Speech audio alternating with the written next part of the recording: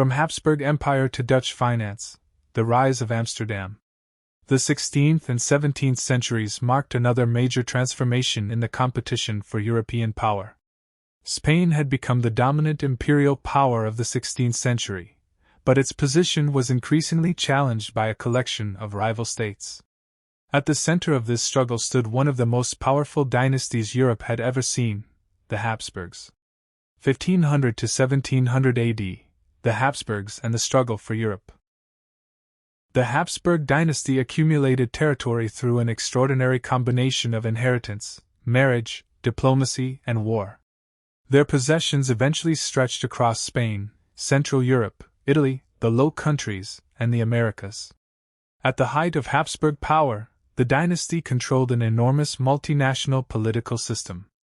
But this very scale created challenges.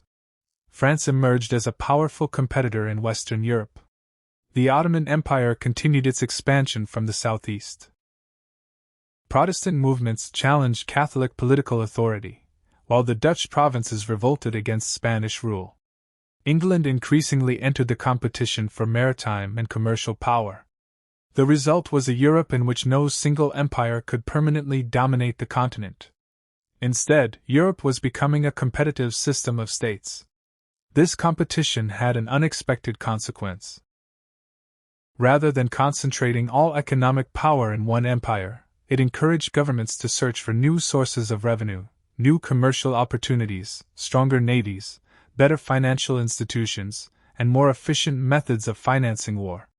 War itself was becoming increasingly expensive, and the ability to borrow money could become almost as important as the ability to collect taxes. The Dutch Revolt. The Dutch struggle against Spanish rule became one of the defining conflicts of the period.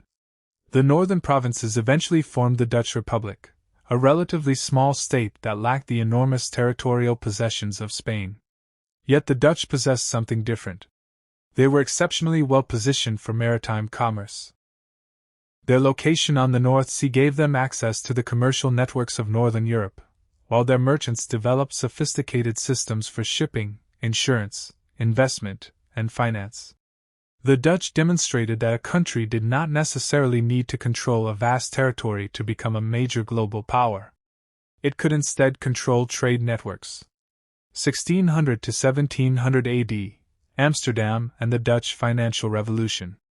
Amsterdam became one of the world's great commercial centers.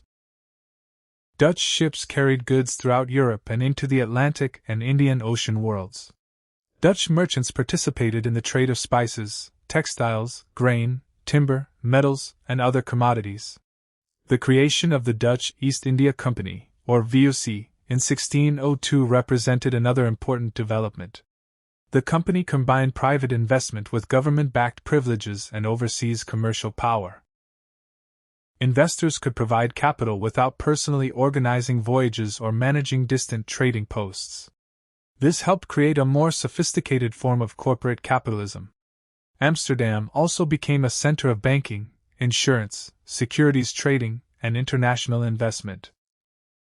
The Amsterdam Stock Exchange, associated with the VOC and established in the early 17th century, provided a marketplace where investors could trade shares and participate in the financial success of overseas commerce. The Dutch guilder became an important international currency. A new model of power was emerging.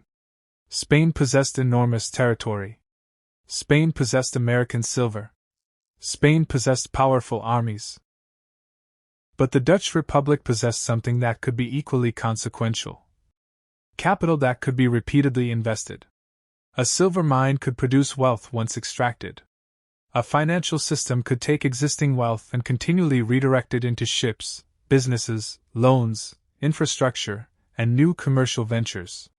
This represented a profound change in the meaning of economic power. The great question was no longer simply, who owns the most gold and silver?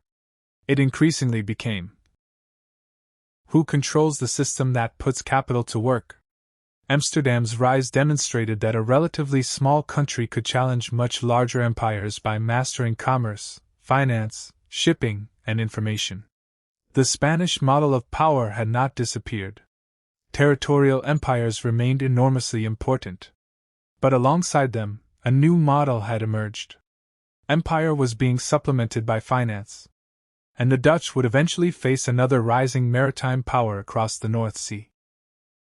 England was beginning to develop the institutions that would eventually allow it to combine Dutch financial innovations with naval power, industrialization, and a global empire. The center of gravity was preparing to move again. From Amsterdam to London,